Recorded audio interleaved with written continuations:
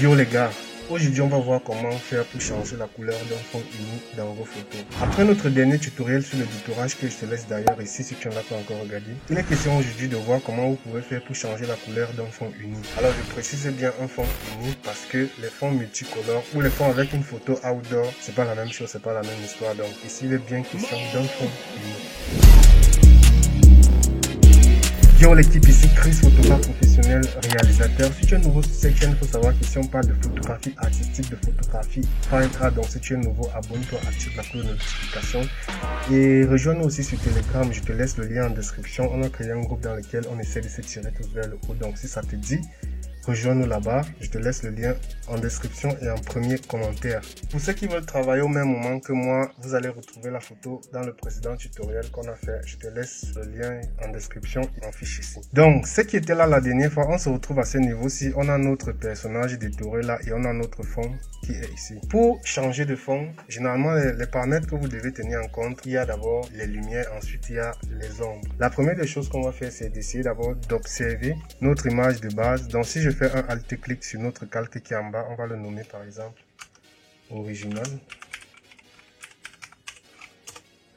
Donc si je fais un alt-clic sur notre calque original, ça va juste nous afficher notre calque original. Là, on peut mieux l'observer. Donc, on va observer qu'il y a une forte concentration de lumière ici. Je vais mettre un masque comme ceci pour mieux vous indiquer. Donc, on va observer qu'il y a une forte concentration de lumière ici. Et ce qui fait qu'ici, il y a l'ombre. Vous voyez. Donc, c'est ce paramètre-là qui va nous aider pour qu'on puisse créer une ombre réaliste. Bon, pas une ombre, mais un fond réaliste. Donc, c'est ça qui va nous aider. Donc, ce sont les paramètres généralement que les gens négligent. Et ça fait en sorte que votre fond sort fake. Vous voyez un peu. On va revenir ici et puis on va cliquer sur Layer en maintenant Alt. Donc on a notre fond ici. On a choisi notre fond. Notre couleur du fond est là. Vous voyez, on a notre fond qui est là. Donc si je fais comme ça, on l'a là. Maintenant on va essayer de tenir compte de la lumière. Donc on va venir ici. On va créer une courbe. Et ensuite on va essayer d'augmenter un peu la lumière comme ceci.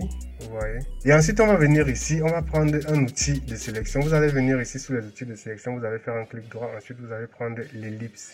Donc lorsque vous prenez l'ellipse, vous allez faire un cercle comme ceci. Vous allez vous rassurer que ça prend bien la tête de votre modèle, comme ça. Et ensuite, vous allez faire un CTRL I. Vous allez faire un CTRL D pour désélectionner. Lorsque c'est fait, vous allez voir que, comme on a inversé, ça a juste inversé l'intérieur de notre modèle. Donc, ce qu'on va faire, c'est que on va encore une fois de plus l'inverser parce qu'on veut le contraire. Donc, on veut plutôt que cette lumière soit plutôt visible à l'intérieur. Donc, on va faire un CTRL I de nouveau. Et ensuite, maintenant, vous allez faire un CTRL T pour essayer de diriger maintenant cette lumière dans le sens de la lumière de notre modèle, la lumière globale, l'éclairage global de notre modèle. Donc, on va faire ceci. On va le pencher comme ça. On va venir ici dans les coins. On va l'amener comme ça. On se rassure que notre cercle arrive au niveau d'ici parce que c'est ici que l'ombre commence. Donc, on va le tirer comme ça. Vous voyez, l'ombre arrive jusqu'ici. Donc, on va s'arrêter là. Et ensuite, on va appuyer sur Alt. On va un peu le contrôle. On va appuyer sur CTRL. On va un peu le rétrécir comme ceci, comme ça. Et ensuite, on clique sur OK. Une fois que c'est fait, on va cliquer sur notre masque de fusion. Et ensuite, nous allons venir ici sur Fader. Et ensuite, on va booster le fader pour essayer de créer une sorte de dégradé au niveau des coins de notre sélection. Donc, on va booster ça peut-être jusqu'à, voilà, on va laisser ça comme ça. Vous voyez, voilà, c'est quelque chose comme ça. Donc, avant et après.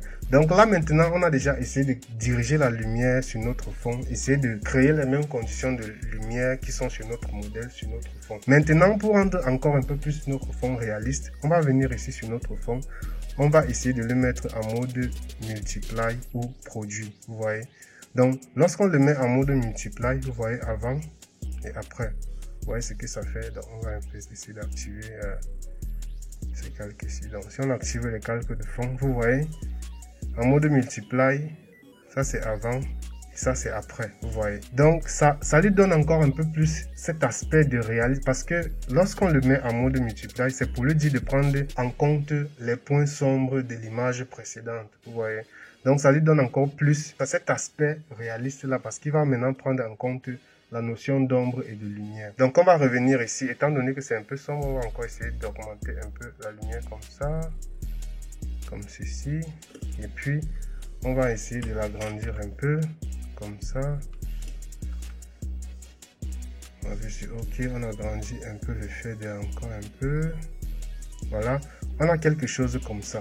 Donc maintenant on va venir ici sur notre perso, on va rentrer ici. Par exemple, ceux qui se souviennent du tuto précédent, on avait créé un calque ici en bas qu'on avait mis sur produit. Si ce calque ne vous plaît pas, vu qu'il va sortir les contours noirs, vous pouvez encore baisser son opacité comme ceci pour minimiser un peu son effet, comme ça. Voilà, vous avez un truc comme ça. Globalement c'est déjà fait, c'est le cas, on a créé quelque chose qui est différent de ce qu'on avait à l'origine. Maintenant si la couleur ne nous plaît pas, on peut venir ici sur notre fond, vous allez créer un Hue and Saturation. On va le mettre en mode écritage. Donc, on va venir ici, on va appuyer sur Alt. Lorsque le petit truc va sortir, on va cliquer là-dessus. Vous allez checker la case colorisation. Et maintenant, ça vous donne la latitude de pouvoir changer la couleur que vous voulez. Donc, par exemple, si je veux peut-être une autre couleur, je peux chercher peut-être la couleur qui... Voilà. Ça, c'est la couleur qu'on avait tout à l'heure. Tu vois, je peux. En naviguant ici, ça vous laisse la latitude de pouvoir changer la couleur si vous n'êtes pas satisfait. Vous voyez. Donc, je vais peut-être m'arrêter à la couleur rouge. Quelque chose comme ça. Pour ceux qui connaissent ce tutoriel, comment faire briller votre modèle par rapport à votre fond, vous savez ce qu'il vous reste à faire. Je vais juste venir ici, je vais prendre un outil courbe et puis je vais le mettre en mode écritage. Et ensuite, je vais juste augmenter la luminosité sur mon modèle. Je vais venir ici, je vais double-cliquer là et ensuite je vais retirer cette lumière, cet effet courbe là au niveau des ombres. Donc, je vais faire comme ça. Dès que j'arrive à ce niveau, si j'appuie sur Alt, le petit triangle va se diviser et puis je bascule juste un peu. Comme ça. Donc, question juste d'apporter encore un peu plus de visibilité à notre modèle.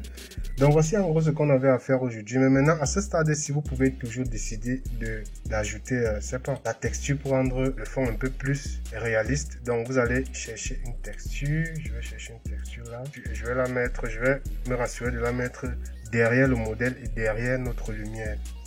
Donc, je vais l'agrandir comme ceci. Et je vais venir ici, je vais la mettre en mode overlay ou soft light. Je vais la mettre en mode soft light. Et ensuite, je vais venir ici, je vais baisser son opacité, comme ça. Je vais laisser juste un peu de fibre comme ça. Et ensuite, je vais venir ici sur filtre, je vais partir sur flou. Et ensuite, je vais choisir flou gaussien. Et je vais mettre un petit flou gaussien, disons peut-être à 3.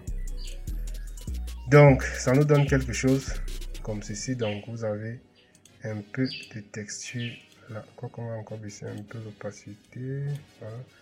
Vous avez quelque chose comme ça et vous avez toujours la latitude de pouvoir changer les couleurs si cela ne vous convient pas. Donc voilà. Donc, on arrive à la fin de ce tutoriel. J'espère que ce tutoriel t'a apporté quelque chose. J'espère qu'il t'a appris quelque chose de nouveau. Si c'est le cas, n'hésite pas à me récompenser avec un commentaire et un petit pouce bleu. C'est très important, ça ne te coûte rien et ça m'aide beaucoup. Si tu peux aussi le partager à tes amis pour qu'eux aussi puissent apprendre quelque chose. Et surtout, n'oublie pas qu'on a créé notre canal Telegram. Je te laisse le lien en description. Tu peux nous rejoindre là-bas. Question de discuter un peu et voilà, d'échanger nos opinions. Donc, si ce tutoriel t'a intéressé, probablement celui qui va s'afficher ici juste après va t'intéresser. En attendant, moi je te laisse, on se retrouve à la semaine prochaine. C'était Chris à votre service. Choose les mecs, on se retrouve à la semaine prochaine.